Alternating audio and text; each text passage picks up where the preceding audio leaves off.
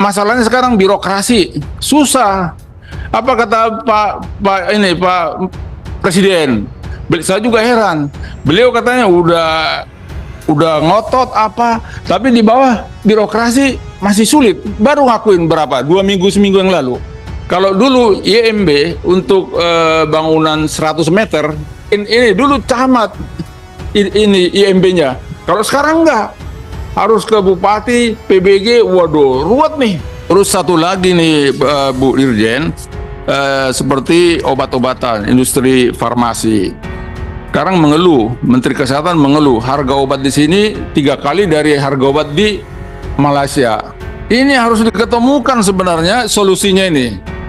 Sehingga orang berobat banyak ke Malaysia, terkecuali yang Jasindo. Ya udah, mau berapa obatnya tinggal tanda tangan. Tapi kalau yang masyarakat itu susah. BPJS. BPJS pun terbatas itu. Jadi ini direktur lah ini. Direktur kan punya kasub, punya tim-tim yang baru yang muda-muda ini. Kalau boleh, ini diarahkan jangan berpikir birokratif dulu. Jadi mesti dibentuk tim dia. Mereka harus dikasih berpikir. Kalau saya jadi menteri, saya akan buat tim seperti itu.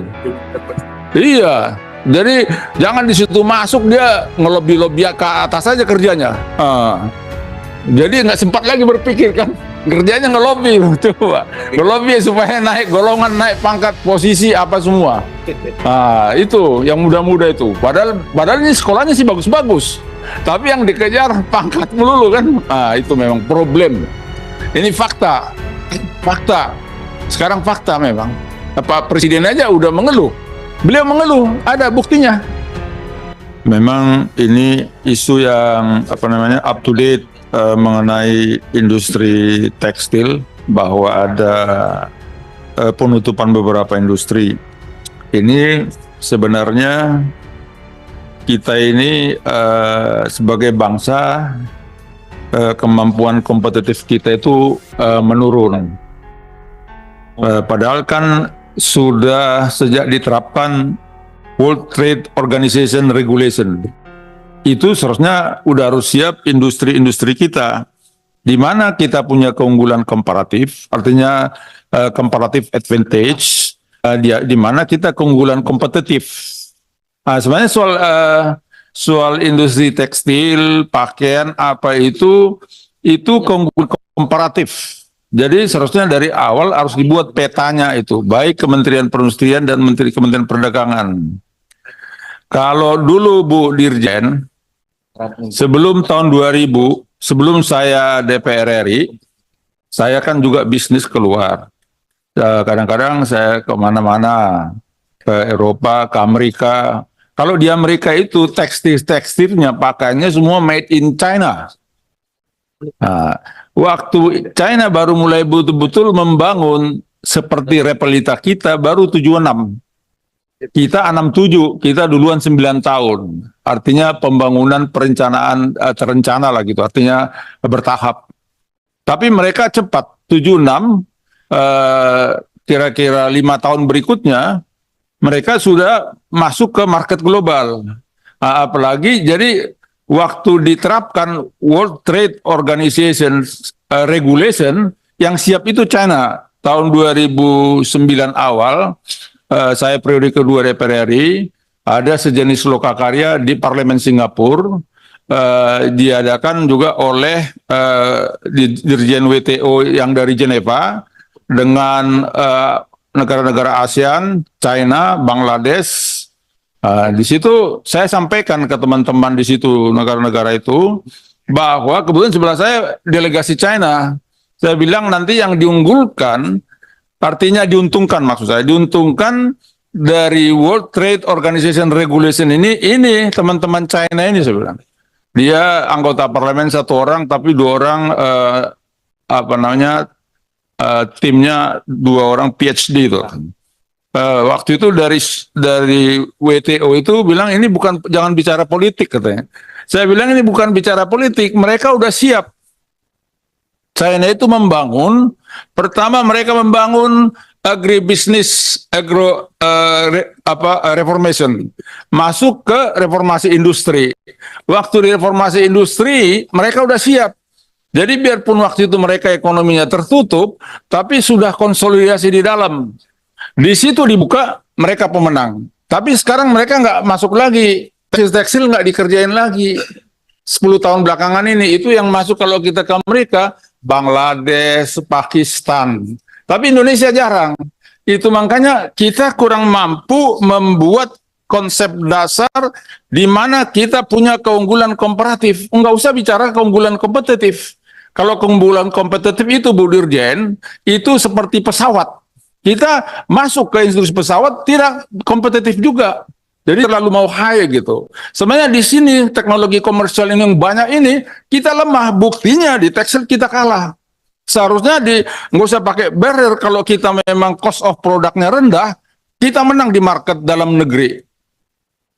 Ini kita nggak usah di market ini juga kita akan menang global kalau kita punya keunggulan komparatif. Artinya seperti kita masalahnya sekarang birokrasi susah. Apa kata Pak Presiden? Saya juga heran. Beliau katanya udah ngotot apa, tapi di bawah birokrasi masih sulit. Baru ngakuin berapa? 2 minggu, seminggu yang lalu. Nah, itu nggak mudah juga. Nah, ini memang problem. Memang ini seorang menteri, saya lihat harus memang tegas. Sampai kalau, maaf aja nih, kalau udah di bawah semua, ya susah untuk membuat industri-industri kayak itu punya keunggulan komparatif. Itu memang mesti keikutsertaan pemerintah. Sama aja nih soal hilirisasi nih.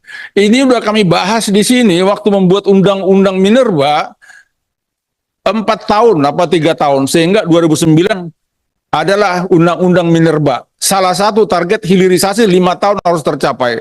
Tapi waktu itu nggak tercapai, sampai dirubah lagi undang-undang Minerba. Karena pemerintah sebagai pelaksana tidak siap. Di pemerintah itu ada birokrasi. Nah, sekarang Pak Presiden menyampaikan, waduh di bawah perizinan masih sulit. Ini sekarang lebih sulit lagi, Bu Menteri.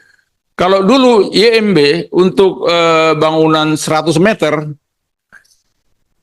camat, tanda tangan camat. Sekarang PBG luar biasa ruwetnya. Akhirnya tuh misalnya di daerah saya mana ada bikin iya coba.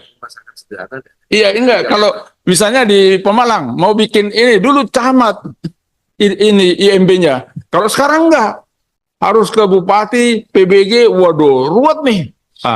Ini kan banyak usaha-usaha kecil menghadapi perizinan seperti ini. Faktor birokrasi salah satu variabel keunggulan komparatif. Dulu itu udah saya klasifikasi, kebetulan dulu ini saya dalami Bu Dirjen. Boleh ditanya itu Menteri Keuangan itu waktu saya 2049. Bagaimana meningkatkan keunggulan kompetitif bangsa ini. Tapi ini lemah, coba lihat begini parah juga. Ini seperti ini kita nggak mungkin lagi main di tarif. Mainnya seharusnya di non tarif sama keunggulan komparatif industri. Di mana kita harus diperkuat. Terus satu lagi nih Bu Dirjen, seperti obat-obatan, industri farmasi. Sekarang mengeluh, Menteri Kesehatan mengeluh, harga obat di sini 3 kali dari harga obat di Malaysia. Ini harus diketemukan sebenarnya solusinya ini. Sehingga orang berobat banyak ke Malaysia, terkecuali yang bukan yang kita ini asuransi apa namanya itu? Kita itu Jasindo, ya udah mau berapa obatnya tinggal tanda tangan. Tapi kalau yang masyarakat itu susah. BPJS. BPJS pun terbatas itu. Jadi ini sebenarnya persoalan bangsa ini Pak Ketua. Kalau saya udah dari dulu ini gue pikir-pikirin, cuman kadang-kadang udah sampai tingkat jenuh. Apa yang dia ngomong-ngomongin di situ udah dulu. Tanya Pak bekas Menteri. Dulu kalau di rumahnya Pak JK kami rapat, beliau hadir sebagai Presiden PKS. Iya kan Pak Menteri ya? Iya beliau. Cuman ini susah jalaninnya. Udah susah. Udah dikasih konsep-konsep juga susah jalaninnya. Iya. Jadi ini Pak Bu Dirjen, masukkan aja instansi apapun nanti jadi Menteri Perindustrian, dikasih masukan. Memang ya susah, bikin konsep juga butuh konsentrasi, padahal sibuk dengan kegiatan sehari-hari kan gitu. Jadi itulah mau bilang apa lagi.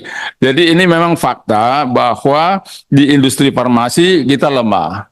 Ini soal misalnya ini bicara ini soal bahan baku obat. 3 kali di Malaysia harga obat di Penang paling tidak 2,5 kali harga di sini. Makanya banyak orang ke Penang berobat. Sama dari Sumatera Utara banyak ke Penang itu.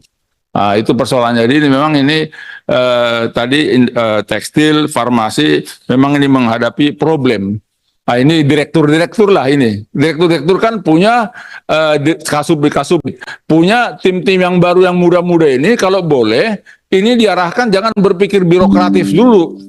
Jadi mesti dibentuk tim dia. Mereka harus dikasih berpikir. Kalau saya jadi menteri saya akan buat tim seperti itu. Iya. Jadi jangan di situ masuk dia ngelobi-lobi ke atas saja kerjanya. Jadi nggak sempat lagi berpikir kan. Kerjanya ngelobi, coba. Ngelobi supaya naik golongan, naik pangkat, posisi apa semua. Itu yang muda-muda itu. Padahal ini sekolahnya sih bagus-bagus. Kuliah terus tuh. Udah masuk S1, tahu-tahu nanti 3 tahun udah kelihatan udah S2 dia. 5 tahun berikutnya udah kelihatan S3. Tapi yang dikejar pangkat melulu kan. Itu memang problem. Itu aja Pak Ketua. Jadi apalagi yang mau saya bilang Pak Ketua? Ya kan? Ini fakta. Fakta. Sekarang fakta memang. Apa presiden aja udah mengeluh. Coba beliau katanya supaya perizinan debirokratisasi, apalagi itu kan, tak tahu nggak jalan. Beliau mengeluh, ada buktinya. Itu sebenarnya persoalannya. Terima kasih. Wassalamualaikum warahmatullahi wabarakatuh.